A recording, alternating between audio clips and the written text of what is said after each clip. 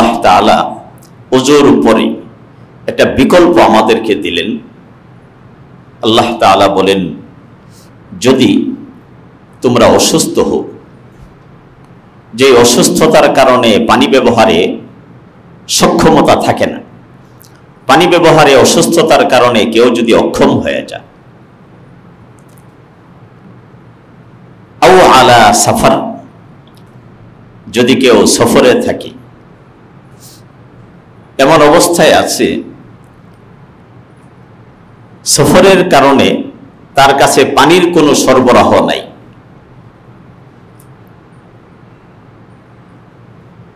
মরুভূমিতে সফর করছেন, পানি নাই, ট্রেনের সফরে আছেন, ট্রেন তো আমি চাইলেই দাঁড়াবে না, কিন্তু ট্রেনের পানি শেষ, আমি বিমানের সফরে আছি, পানি নেই, আও জাআ আহাদুম মিনকুম মিনাল গায়ত, অথবা তোমাদের কেউ যদি পেশাব পায়খানা করে আসে।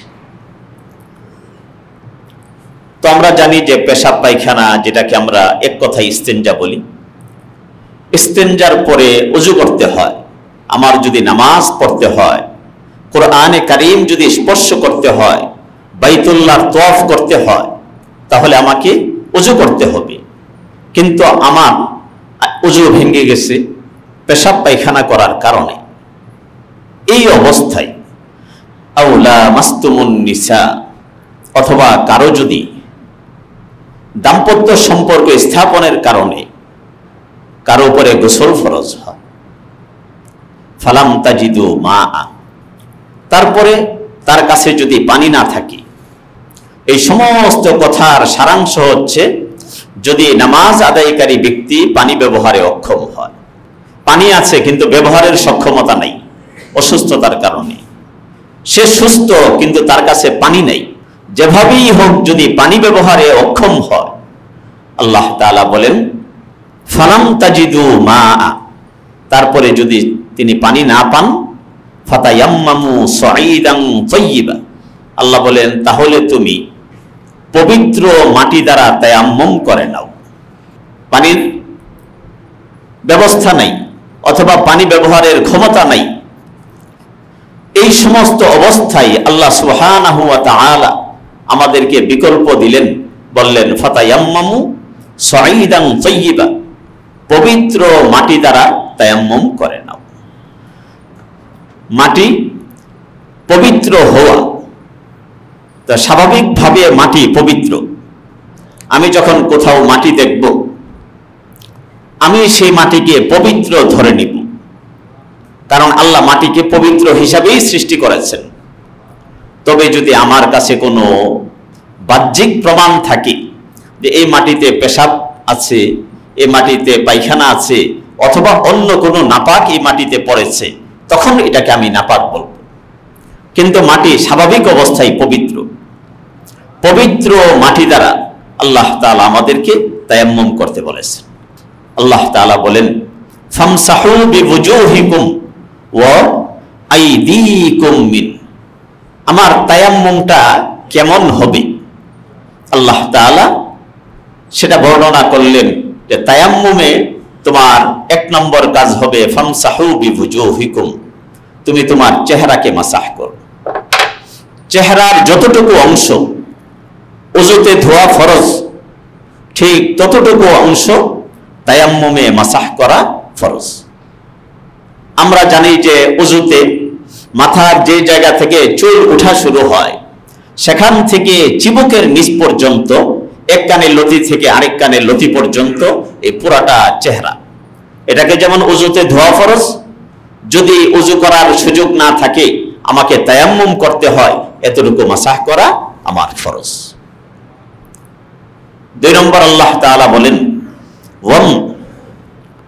ওয়া আইদিকুম মিন, আর এই পবিত্র মাটি দ্বারা তুমি তোমার হাতকে মাসাহ করো। হাত আমার এভাবে এই 3 আঙ্গুল দিয়ে, আপনার আঙ্গুলের মাথা থেকে হাতের এই মাসাহ শুরু হবে, তারপরে বৃদ্ধাঙ্গুলি আর শাহাদত আঙ্গুলি দ্বারা আবার আমার এই হাত আঙ্গুলের মাথা পর্যন্ত কোনোর দিক থেকে আসবে। ঠিক এরকম বাম হাতেও একই কাজ হবে। তারপরে আমি হাতগুলোকে খিলাল করে নিব, যেন হাতের ভিতরের কোনো অংশ মাসাহের বাহিরে না থাকে। তাহলে এই দুইটা কাজ তায়াম্মুমে আমাকে করতে হবে। আর একটা জিনিস হলো যেটা আমার অন্তরের সাথে সম্পৃক্ত, আল্লাহ তাআলা বলেন যে তায়াম্মামু, তোমরা তায়াম্মুম করো। তায়াম্মুম শব্দের অর্থই হলো ইচ্ছা করা। এই জন্য ফকিহগণ বলেছেন তায়াম্মুমে নিয়ত করাও ফরজ। তাহলে তায়াম্মুমের ফরজ তিনটি। আমাদের যদি কখনো তায়াম্মুমের দরকার হয়, এক নম্বর হলো আমি নিয়ত করব যে আমি পবিত্র মাটি দ্বারা পবিত্রতার উদ্দেশ্যে তায়াম্মুম করছি। এই নিয়ত করার পরে আমি আমার চেহারা মাসাহ করব, আমি আমার দুই হাত মাসাহ করব। এর মাধ্যমে ওযুর পরিবর্তে পবিত্রতা আমার অর্জন হয়ে যাবে। ওযু যদি না থাকে তাও পবিত্রতা অর্জন হবে। কারো যদি গোসলের প্রয়োজন হয়, তায়াম্মুম দ্বারা তিনিও পবিত্র হয়ে যাবেন। সে তায়াম্মুম দ্বারা তিনি নামাজ আদায় করতে পারবেন, বাইতুল্লাহর তওয়াফ করতে পারবেন। সমস্ত কাজে তায়াম্মুম দ্বারা তার চলবে। তো আল্লাহ তাআলা এবার আমাদেরকে বলেন, মা ইউরিদুল্লাহ লিয়াজআলা আলাইকুম মিন হারাজ। আল্লাহ তাআলা তোমাদেরকে ক্ষতির মধ্যে, কষ্টের মধ্যে ফেলে দিতে চান না। আমার পানি নেই, আল্লাহ যদি বলতেন যে না, পানি কোথায় গেলে পাবে তুমি খুঁজে বের করো, 10 মাইল দূরে আমাকে পানির সন্ধানে যেতে হবে, যদি বিষয়টা আল্লাহ এভাবে ফরজ করে দিতেন, আমি বাধ্য ছিলাম। তখন আমার জীবন জীবিকা, বিভিন্ন কাজ কর্ম সব কিছু বিঘ্নিত হতো, আমার জীবনটা দুর্বিষহ হয়ে যেত। আল্লাহ বলেন আমি তোমাকে কষ্টে ফেলতে চাই না, বরং আল্লাহ তাআলা চান আমাকে পবিত্র করতে। আল্লাহ বলেন ওয়ালাকিন ইউরিদু লিয়ুতাহহিরাকুম। আল্লাহ আমাদেরকে পবিত্র করতে চান। আমাদেরকে কষ্ট দেওয়া আল্লাহর উদ্দেশ্য নয়। যদি সেটা হতো, আল্লাহ বলতেন যাও, তুমি ঢাকা শহরে পানি নাই, তুমি নারায়ণগঞ্জে যাও, গাজীপুরে যাও, মুন্সিগঞ্জে যাও, সেখানে গিয়ে তুমি পানি এনে ওযু করো। আল্লাহ সেটা চান নাই। আল্লাহ চেয়েছেন আমাকে পবিত্র করতে। আল্লাহ বলছেন পানি যেহেতু নাই, আমার উদ্দেশ্য পবিত্র করা, তোমাকে আরেকটা পবিত্রকারী জিনিস দিয়েছি, সেটা হলো মাটি। এই মাটি দ্বারা তুমি নিজেকে পবিত্র করে নাও। আমি যখন নামাজ আদায় করি, আল্লাহ তাআলা আমাকে সুস্থ রেখেছেন। আল্লাহ বলছেন ওয়াকুমু লিল্লাহি কানিতিন, বিনয়ের সাথে আল্লাহর জন্য দাঁড়ায়া যাও, তুমি দাঁড়ায়া নামাজ আদায় করো। আল্লাহ না করুন যদি শরীরে দাঁড়ানোর মতো সুস্থতা না থাকে, তখনও যদি আল্লাহ বলতেন তুমি দাঁড়াই নামাজ পড়ো, আমার তো কষ্ট হয়ে যেত, আমি তো সেটা পারতাম না। আল্লাহ বলছেন দাঁড়াতে পারো না, তুমি বসে নামাজ আদায় করো। আল্লাহ না করুন অসুস্থতা এমন পর্যায়ে গেছে তিনি বসতেও পারেন না, এখন আল্লাহ তাআলা আরো সহজ করে দিলেন, তুমি শুয়ে নামাজ আদায় করো। তুমি তোমার মাথা দিয়ে একটু ইঙ্গিত করো, আল্লাহকে এই জিনিসটা জানায়া দাও যে আল্লাহ আমি কিন্তু দাঁড়াতে পারি না, বসতেও পারি না, আমি এখন শুয়ে একটু মাথা নাড়াতে পারি, আমি মাথা নাড়াই আপনার আনুগত্যের সেই কাজটা আমি করে যাচ্ছি, আপনি এটুকুই আমার কাছ থেকে কবুল করে নেন। আল্লাহ তাআলা আমাদেরকে কষ্টে ফেলে দিতে চান না। আল্লাহ তাআলা শুয়োরকে হারাম করেছেন, কুত্তা খাওয়া আমাদের জন্য হারাম করেছেন। আল্লাহ না করুন যদি কারো এমন অবস্থা চলে আসে যে এখন তার জীবন রক্ষার জন্য এই শুয়োর কুত্তা ছাড়া খাওয়ার কিচ্ছু নাই, আল্লাহ তাআলা কি বলেছেন, এটা এই সূরা মাইদায় আপনাদেরকে শুনিয়েছিলাম, ফামানিস্তুররা ফি মাখমাসাতিন গায়রা মুতাজানিফিল লিইসম ফাইন্নাল্লাহা গফুরুর রহিম। কেউ যদি বাধ্য হয় ক্ষুধার যন্ত্রণায়, কিন্তু হারামের প্রতি তার কোনো আকর্ষণ নাই, এই অবস্থায় যদি জীবন রক্ষার জন্য সে জীবন রক্ষার পরিমাণ হারাম খায়, ফাইন্নাল্লাহা গফুরুর রহিম, আল্লাহ সেটা ক্ষমা করবেন, তার প্রতি দয়া করবেন। তাহলে আল্লাহ তাআলা আমাদেরকে কোনো জটিলতাই ফেলে দিতে চান না। আল্লাহ তাআলা চান বান্দার জন্য সব কিছুকে সহজ করে দিতে। মাহে রমাদানে আমরা রোজা রাখতে পারলাম না অসুস্থতার কারণে, সফরের কারণে, অথবা কোনো গর্ভবতী মা, দুগ্ধদায়ী মা তার সন্তানকে দুধ পান করাবে, জটিলতার কারণে সে রোজা রাখতে পারে নাই। আল্লাহ তাআলা বলেন রমজানের পরে তুমি রেখে দাও, তোমার জন্য এই সুযোগ আছে। ফাইদ্দাতুম মিন আইয়ামিন উখার, অন্য সময়ে সেই রোজাগুলোকে তুমি রেখে দাও।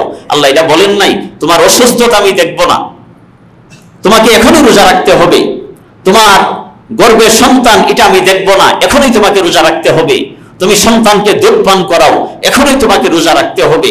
আল্লাহ তাআলা এই জটিলতায় আমাদেরকে ফেলতে চান নাই।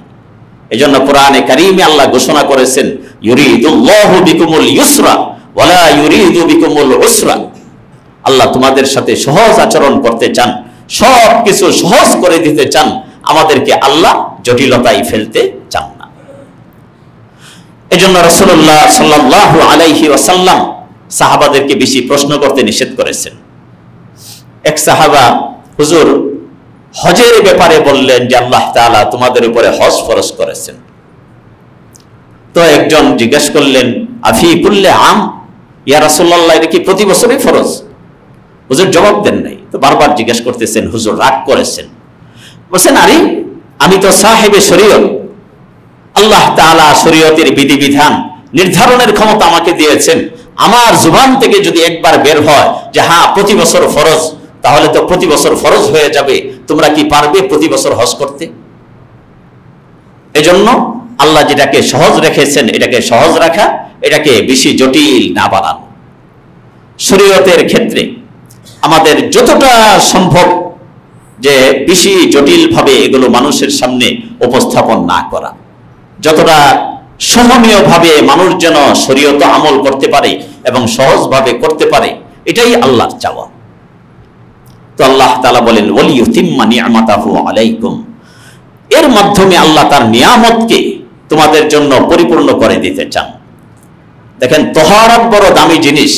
এক জুমায় আপনাদেরকে বলেছিলাম, কেউ যদি উযু অবস্থায় মারা যায়, সব সময় পবিত্রতার উপরে থাকে, পবিত্রতার উপরে কেউ মারা যায়, আল্লাহ তাআলা তাকে শহীদের মর্যাদা দান করবেন। এখন আমার কাছে পানি নাই, আমি যদি এখন পানির জন্য পবিত্রতা অর্জন করতে না পারি আর অপবিত্র অবস্থায় মারা যাই, আমার গুনাহ হবে না যেহেতু পানি নাই, কিন্তু আমি তো শাহাদাতের যে মর্যাদা এটা পাইলাম না। তো আল্লাহ বলেন, পানি নাই তো কি হয়েছে, তুমি তায়াম্মুম করো, আমি তোমাকে পবিত্র রাখতে চাই, আমি তোমাকে অপবিত্র রাখতে চাই না। আল্লাহ বলেন, ওয়ালিয়ুতিম্মা নি'মাতাহু আলাইকুম, আল্লাহ তাআলা তার নিয়ামতকে তোমাদের জন্য পূর্ণ করে দিতে চান। তোমার পানি নাই, তুমি তায়াম্মুম করো। প্রচন্ড শীত, যারা একটু মুরব্বী হয়ে যান, বয়স যাদের একটু বেশি হয়ে যায়, এরকম অনেক মানুষ আছেন যারা এই পানি দিয়ে বারবার রুজু করলে ওনাদের ঠান্ডা লেগে যায়।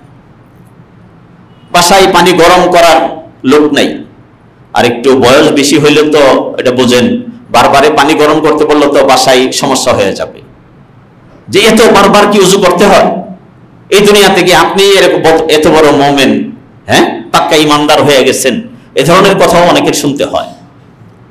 এখন আপনি কি করবেন? বারবার ঠান্ডা পানি দিয়ে উজু করলে আপনার ঠান্ডা লেগে যায়, শারীরিক সমস্যা হয়, আবার পানি গরম করার কথাও বারবারে বলা যায় না, নিজেও পারেন না। তাহলে যদি ফরজ ইবাদত না করেন, শুধু পবিত্রতার সাথে আপনার থাকার উদ্দেশ্য হয়, তাহলে আপনি একটু তায়াম্মুমই করে নেন। আল্লাহর কাছে এটুকুই বলেন যে আল্লাহ আমি তো অসুস্থ, আমি তায়াম্মুম করেই ঘুমাতে যাচ্ছি। আশা করা যায় আল্লাহ তাআলা তায়াম্মুমের ওসিলায় আপনাকে পবিত্রতার সেই সওয়াব দান করবেন। কারণ আল্লাহ কোনো কিছুকে এত কঠিন বানাতে চান না যে বান্দার জন্য এটা সীমাতিরিক্ত জটিল হয়ে যায়। আল্লাহ তাআলা বলেন, লাআল্লাকুম তাশকুরুন, আল্লাহ তাআলা এত সহজ কেন করেছেন?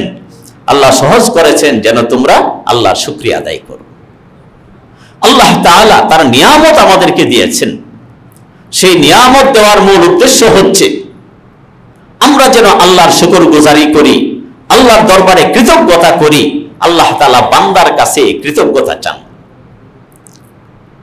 হযরত দাউদ আলা নবিয়িনা ওয়া আলাইহিস সালাম আল্লাহর শুকরিয়ার উদ্দেশ্যে উনি ওনার পরিবারের 24 ঘন্টা সময়কে উনি ভাগ করতেন, যে কিছু সদস্য এই সময়টুকু ইবাদত করবেন, কিছু সময় এই সদস্যরা, কিছু সময় এই সদস্যরা। এইভাবে উনি ওনার 24 ঘন্টার সময়টাকে এমন ভাবে ভাগ করতেন যে ওনার পরিবারের একটা সেকেন্ড আল্লাহর ইবাদত থেকে খালি থাকতো না।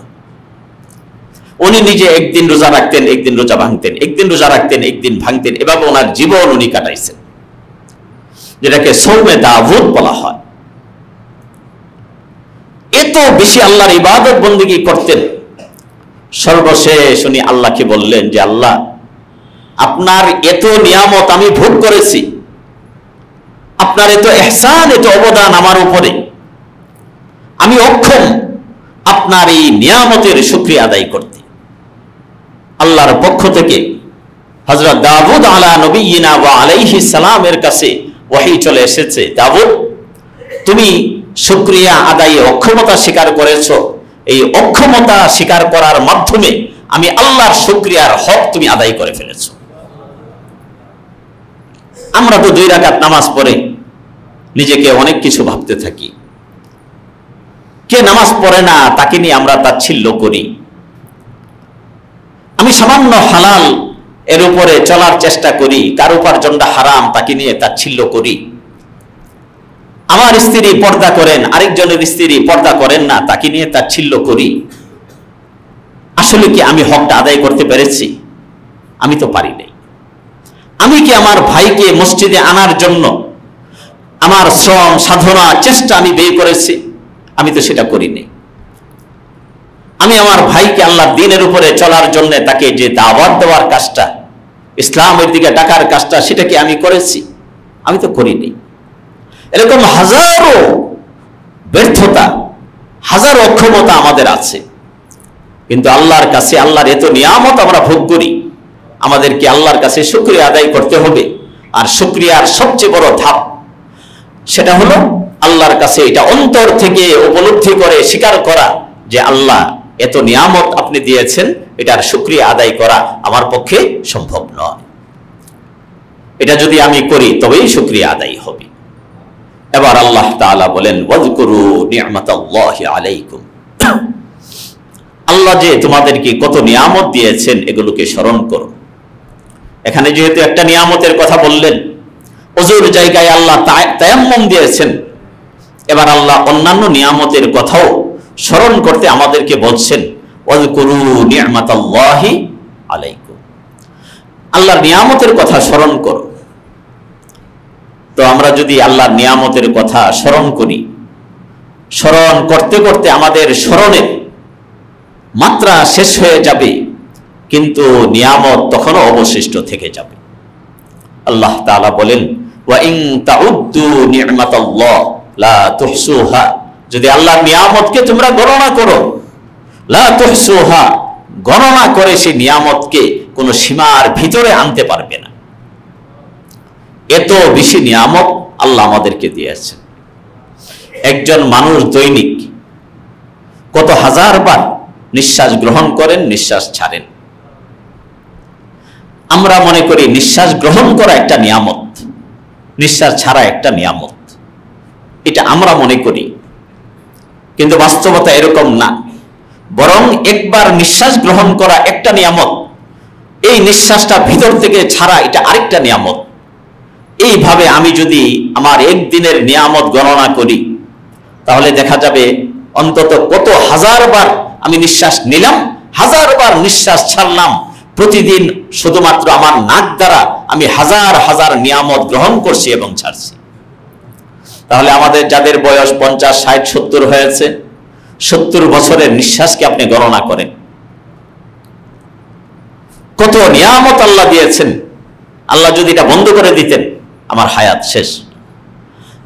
অন্যভাবে আল্লাহ যদি আমার নিঃশ্বাসকে বাধাগ্রস্ত করতেন, হাসপাতালে গিয়ে অক্সিজেন লাগাও, বোতলে বোতলে টাকা, সেখানে শুয়ে নড়তে পারবো না, চড়তে পারবো না, শুয়ে শুয়ে নিঃশ্বাস নিব, শোয়ার জন্য টাকা দিতে হবে।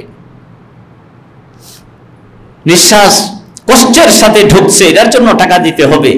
আমরা যে 60 বছর যাবত, 50 বছর যাবত এই নিঃশ্বাস ভিতরে ঢোকাইলাম, বের করলাম, আল্লাহর কাছে কয় টাকা দিয়েছি? আল্লাহ তো আমাদের কাছে কিছু চান নাই। আল্লাহ বলেন শুধু নিয়ামতটাকে স্মরণ করো, আমি আল্লাহর শুকরিয়া করো, ইবাদত বন্দেগীতে নিজের জীবন যৌবনকে ব্যয় করো। এটাই আল্লাহর চাওয়া। যে এই আল্লাহর সুস্থতা, আল্লাহর অগণিত নিয়ামত আমার কাছে আছে, আল্লাহর চাওয়াটা হলো যে তুমি মসজিদে আসো, আমি আল্লাহর কুদরতি পায়ে সেজদা করো। যখন সুস্থতা হারায়া যাবে তখন বিছানায় বসে বসে কাঁদবে, কিন্তু আল্লাহর দরবারে সেজদার সক্ষমতা তোমার থাকবে না। আল্লাহ তাআলা যেদিন জিহ্বাকে অকেজো বানায়া দিবেন, কি টকবগে যুবক স্টক করে এখন জিহ্বা বাঁকা হয়ে গেছে, তো কোরআন তিলাওয়াত করেন, চোখের পানি ফেলেন, কিন্তু তিলাওয়াত আর আগের মতো এরকম বিশুদ্ধ উচ্চারণে বের হয় না। এরকম কত ঘটনা আমাদের সামনে আছে। তো এখন আল্লাহ সুযোগ দিয়েছেন, বলে আল্লাহর জিকির করো। আল্লাহ সুস্থতা দিয়েছেন, কোরআনের তিলাওয়াত করো। আল্লাহ সুস্থতা দিয়েছেন, মাল ও দৌলতের নিয়ামত দিয়েছেন, এগুলোকে আল্লাহর রাস্তায় ব্যয় করো। আল্লাহ সুস্থতা দিয়েছেন, মানুষের কাছে যাও, মানুষকে ইসলামের জন্য ডাকো, মানুষকে নামাজের জন্য ডাকো, মানুষকে আল্লাহর দ্বীন এগুলো বোঝার জন্য উৎসাহিত করো, উদ্বুদ্ধ করো। এটা হলো আল্লাহর নিয়ামতের দাবি, নিয়ামতের চাওয়া আমাদের কাছে। আল্লাহ সুবহানাহু ওয়া তাআলা তারপরে বলেন, ওয়া মিসাকাহুল্লাযী ওয়াসাকাকুম বি, এবং আল্লাহ যে তোমাদের কাছ থেকে ওয়াদা নিয়েছেন সেই ওয়াদার কথা স্মরণ করো। ইয কুলতুম সামি'না ওয়া আতা'না, তোমরা বলেছিলে সামি'না ওয়া আতা'না, আল্লাহ আপনার কথা শুনেছি, আপনার আনুগত্য আমরা করব ইনশাআল্লাহ। দেখেন, আমরা যখন রূহের জগতে ছিলাম, আল্লাহ সুবহানাহু ওয়া তাআলা আমাদের কাছ থেকে ওয়াদা নিয়েছিলেন, আলাস্তু বিরাব্বিকুম। আল্লাহ রূহদেরকে জিজ্ঞেস করলেন, আমি কি তোমাদের রব নই? তখন সমস্ত রূহ সমস্বরে চিৎকার করে আল্লাহকে বলেছিলেন, বালা, অবশ্যই আপনি আমাদের রব। আবার আমরা যারা মুসলমান হয়েছি, আল্লাহ তাআলা আমাদেরকে যে ঈমানের দৌলত দিয়েছেন, আমরা কি বলে মুসলমান হয়েছি? আমরা বলেছি লা ইলাহা ইল্লাল্লাহ, সাথে বলেছি মুহাম্মাদুর রাসূলুল্লাহ। এই যে দুই কথা, এই দুই কথার অর্থটা কি? লা ইলাহা ইল্লাল্লাহ বলে আমি স্বীকৃতি দিয়েছি আমার রব, আমার মাবুদ, আমার উপাস্য, আমার ভালো মন্দের সব কিছু নির্ধারণ করার অধিকার একমাত্র আল্লাহর। আমি কিভাবে চলবো, আমার পরিবার কিভাবে চলবে, গোটা জাতি গোটা দেশ কিভাবে চলবে, সব কিছু নির্ধারণের ক্ষমতা আল্লাহর। আল্লাহর হুকুমের বাহিরে কোনো কিছু হবে না। আমি আবার বললাম মুহাম্মাদুর রাসূলুল্লাহ, ওয়াদা করলাম যে মুহাম্মদ সাল্লাল্লাহু আলাইহি ওয়াসাল্লাম আল্লাহর রাসূল, আমি তার তরিকা মেনে চলবো, আমি তার সুন্নাহ মেনে চলবো। রাসূল যে আদর্শ নিয়ে এসেছেন, এই আদর্শ আমরা আমাদের জীবনে গ্রহণ করব। এই ওয়াদা আমরা করেছি। আল্লাহ বলেন, এই ওয়াদাটাও বাস্তবায়ন করো। তুমি তো ওয়াদা করেছো আল্লাহকে রব হিসাবে মেনে নেওয়ার, তুমি ওয়াদা করেছো আল্লাহকে মাবুদ হিসাবে মেনে নেওয়ার, তুমি ওয়াদা করেছো রাসূলের তরিকা, রাসূলের সুন্নাহ তোমার জীবনে বাস্তবায়ন করার। এখন কিন্তু ভুলে যেও না, যদি ভুলে যাও আল্লাহর নিয়ামতের প্রতি অকৃতজ্ঞতা হবে। ওয়াত্তাকুল্লাহ, তারপরে আল্লাহ তাআলা বলেন আল্লাহকে ভয় করো। সূরা মায়েদার আগেও একবার ঠিক এই শব্দটা আল্লাহ বলেছেন, ওয়াত্তাকুল্লাহ, আল্লাহকে ভয় করো। এই কথাটাকে বারবার আল্লাহ তাআলা বলছেন এই জন্য, আমি তো ওয়াদা করেছি যে আমি আল্লাহকে মানব, রাসূলের তরিকা এবং রাসূলের সুন্নাহকে আমার জীবনে বাস্তবায়ন করব। আল্লাহর সাথে যে ওয়াদা, সেই ওয়াদা বাস্তবায়ন করব। আল্লাহ বলেন ওয়াত্তাকুল্লাহ, আল্লাহকে ভয় করো, তাকওয়া অন্তরে ঢোকাও, তবেই আল্লাহর হুকুম রাসূলের তরিকা তুমি বাস্তবায়ন করতে পারবে। আল্লাহর ভয় যদি না থাকে তাহলে আল্লাহর হুকুম মানা সম্ভব হবে না। আল্লাহর ভয় যদি না থাকে আমাদের নবীর তরিকা এটা মানা সম্ভব হবে না। কারণ আল্লাহর ভয় নাই, গুনাহের জিনিস তার সামনে হাজির, কে বাধা দিবে? গুনাহ করার সুযোগ চলে এসেছে, কে বাধা দিবে? বাধা দেওয়ার একমাত্র মূল অস্ত্রটা হলো আল্লাহর ভয়। এজন্য আমরা আমাদের রাষ্ট্রের সংস্কার, কত কিছু, কত ধরনের সংস্কারের প্রস্তাব আসে, কিন্তু আমরা যারা এই সংস্কারের প্রস্তাব দিয়েছেন, কেউ এই প্রস্তাব দেন নাই যে একটা তাকওয়া ভিত্তিক, আল্লাহর ভয় ভীতি আছে এরকম একটা সমাজ নির্মাণ করা হোক। এই সমাজটা যদি নির্মাণ করতে হয়, এই সমাজের প্রতিটা মুসলমানের জন্য আল্লাহর কোরআনের শিক্ষাকে বাধ্যতামূলক করতে হবে। ইসলামের মৌলিক যে বিধানগুলো, এগুলোর তালিম আমাদের সন্তানদের জন্য বাধ্যতামূলক করতে হবে। কিন্তু এটা কি কেউ করেছে? কেউ প্রস্তাব দেয় নাই। যারা ইসলামের কথা বলে তারাও দেয় নাই, যারা ইসলামের কথা বলে না তারাও দেয় নাই। কোন ধরনের সংস্কারের কোন পয়েন্টে বিষয়টা আসে নাই যে আমাদের প্রত্যেকটা শিশুর জন্য, প্রত্যেকটা সন্তানের জন্য আল্লাহর কোরআনের শিক্ষাকে বাধ্যতামূলক করতে হবে। পাশাপাশি হিন্দুরা তাদের ধর্ম শিখবে, খ্রিস্টানরা তাদের ধর্ম শিখবে, বৌদ্ধরা তাদের ধর্ম শিখবে। কোন ধরনের বৈষম্য সেখানে থাকবে না। হিন্দু তার ধর্মের চর্চা করবে, এটাও রাষ্ট্রের ব্যবস্থাপনাই হবে। খ্রিস্টান তার ধর্মের চর্চা করবে, বৌদ্ধ তার ধর্মের চর্চা করবে। কারণ মানুষের অন্তরে যখন আখিরাতের ভয় আসে তখন সে চুরি করবে না। আল্লাহর ভয় যখন অন্তরে থাকবে সে জিনা করবে না। আল্লাহর ভয় যখন অন্তরে থাকবে মদের বোতল তার সামনে আসলেও সেখানে চুমুক দিবে না। গাঞ্জা সে কোনোদিন সেবন করবে না, কারণ আল্লাহর ভয় এই সমস্ত বিষয় থেকে তাকে দূরে রাখবে। এজন্য আল্লাহ বলেন, তুমি ওয়াদা করেছো আল্লাহকে মানার, রাসূলকে মানার, মনে রাখবা আল্লাহর ভয় যদি না থাকে তাহলে কিন্তু এগুলো বাস্তবায়ন করতে পারবে না। এজন্য তাকওয়া, আল্লাহর ভয় ভীতির চর্চা, এটা হলো আমাদের জন্য অত্যন্ত অপরিহার্য বিষয়। তাকওয়ার সম্পর্ক মানুষের অন্তরের সাথে। এজন্য আল্লাহ বলছেন, ইন্নাল্লাহা আলিমুম বিযাতিস সুদূর। আল্লাহ কিন্তু তোমাদের অন্তরের খবর জানেন। তুমি তাকওয়ার ভাব ধরছো, তোমার অন্তরে তাকওয়া নাই, মুনাফিক, কিন্তু আরেকজনকে মনে হয় খুব সাদাসিধা, কিন্তু অন্তর তাকওয়ায় পরিপূর্ণ। এজন্য হুজুর বলছেন, আলা ইন্নাত তাকওয়া হেনা, সাবধান। তাকওয়া হইলে, হুজুর ইঙ্গিত করলেন বুকের দিকে, বলছেন তাকওয়া হইলে মানুষের অন্তরে।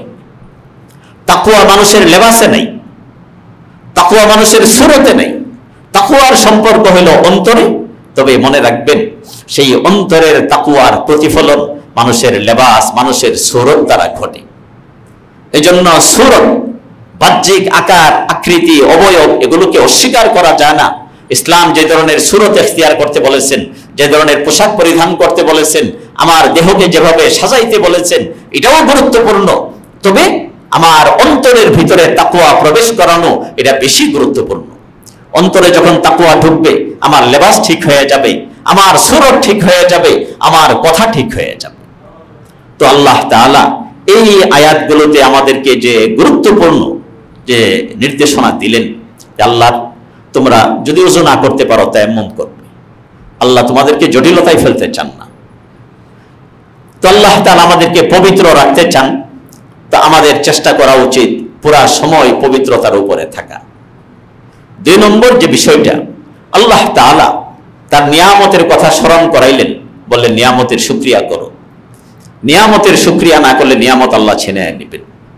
আমার সবচেয়ে বড় নিয়ামত ঈমানের পরে আমার এই হায়াত। আল্লাহ হায়াত দিয়েছেন ইবাদতের জন্য। প্রতিটা সেকেন্ড, প্রতিটা মিনিট আমার গুরুত্বপূর্ণ। যেটা চলে যাবে, এটাকে আমি ফিরায় আনতে পারবো না। আমার এই সময়টাকে আল্লাহর ইবাদত বন্দেগীর কাজে, আল্লাহর খুশনুদি সন্তুষ্টির কাজে ব্যয় করা। 3 নম্বর, আল্লাহ আমাদেরকে বলছেন, তোমরা ওয়াদা করে আসছো আল্লাহর কথা মানবা, রাসূলের কথা মানবা, এগুলো তোমরা বাস্তবায়ন করো। যদি না করি আল্লাহর কাছে ধরা খেতে হবে। আর এগুলো বাস্তবায়নের জন্য তাকওয়া অর্জন করতে হবে, আল্লাহর ভয়। একটা ছোট্ট আধা মিনিট একটা ঘটনা শোনায় শেষ করে দিই। এক যুবক, এক লোক এক জায়গায় গেছে চুরি করতে। ইমাম গাজালি রহমতুল্লাহ আলাইহি ঘটনাটা উনি ওনার এক কিতাবে লিখেছেন। তো যুবক, এক লোক চুরি করতে গেছেন, সাথে ওনার ছোট ছেলেকে নিয়ে গেছেন। ছেলেকে বলছেন যে আমি যখন বাগানে ফল চুরি করব, যদি কেউ আসে তাহলে তুমি আমাকে সতর্ক করবা, না হলে তো বাগানের মালিক ধরে আমাকে মার দিবে।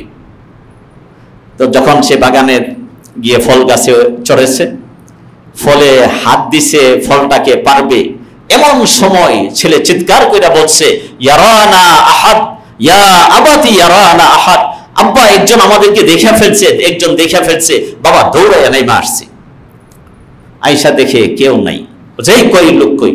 তো ছেলে আর কিছু বলে না, আবার উঠছে। ঠিক আবার যখন ফলে হাত দিছে, চিৎকার করে বলছে ইয়া আবাতি ইয়ারানা আহাদ, বাবা আমাদেরকে একজন দেখছে, আবার নাইমে আসছে। এভাবে যখন 3 বার হয়েছে, বাবা খুব রাগ করছে। ছেলে তখন বলছে যে বাবা তুমি আল্লাহর কোরআনে পড়ো নাই কুল হুয়াল্লাহু আহাদ, যে আল্লাহ তাআলা হলেন আহাদ, দুনিয়ার কেউ না দেখো, তুমি যে বাগানের ফল চুরি করছো আমার আল্লাহ তো সেই ঘটনা দেখছেন। আমি আহাদ বলে সে আল্লাহর দিকে ইঙ্গিত করছি। এবার বাবার জীবনেও পরিবর্তন, সন্তানও কতটা তাকওয়া পরহেজগারী অন্তরে লালন করতেন যে বাবা জীবনে পর্যন্ত তিনি পরিবর্তন নিয়ে এসেছেন। এজন্য তাকওয়া হলো মানুষের অন্তরের জিনিস। এই তাকওয়া যখন অর্জন হয়ে যাবে, শরীয়তের প্রত্যেকটা বিধান বাস্তবায়ন করা এটা আমাদের জন্য সহজ হয়ে যাবে। আল্লাহ তাআলা আমাদেরকে আমল করার তৌফিক দান করুন। আমিন। ওয়া আখিরু দাওয়ানা আলহামদুলিল্লাহি।